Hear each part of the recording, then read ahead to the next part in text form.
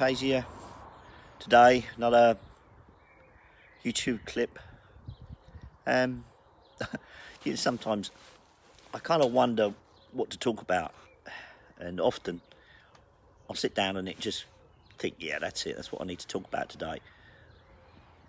This one is really born out of a conversation I had today with colleagues in the workplace, because I do talk to people about the condition, and they know they can talk to me about it, and they kind of know what it is because it's in the media now, and there's a few other places people, apart from talking to me, that is, there are 4 people at work with it, so I've got others to talk to, and we compare notes. But I was talking to someone who can visualise quite well today, and we were talking about images and talking about studying for exams, and I said, well, what happens when you study and you get all these things and everything else, and you've got to learn all this stuff? What do you do with it? And she said, well, just delete it. You can delete it like you delete pictures from a smartphone. And I hadn't really thought about it. I thought, well, I just assume you just have this massive collection of images in your mind, and I didn't actually think you could physically choose not to store it. I thought they would just be voluntary, so you didn't have a process where you could just say, I don't want that one anymore. I'm not saying it's as easy as that by any means, but I suppose I just never understood there might be even a process for doing that, and people could just decide not to keep images. So imagine if you did an exam where you had to remember lots of formulae or something like that, or bits of text or prose where you had to remember certain sequences. And then after that, you could just choose not to store them. So you think, oh, don't need that anymore.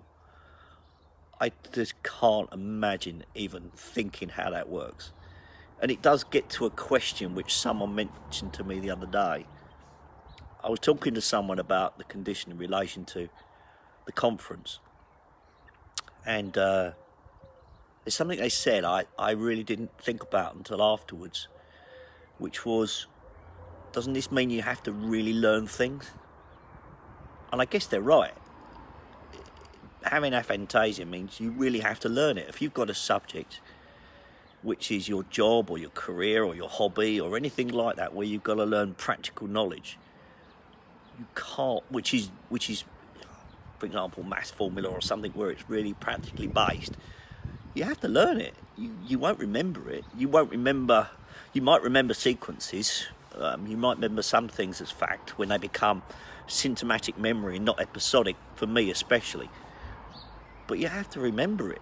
Now, I can't do that, so I wouldn't be able to do that. I would have to be so ingrained that it would be, I'd know that, which is, I guess, what he was saying, is you have to really learn it.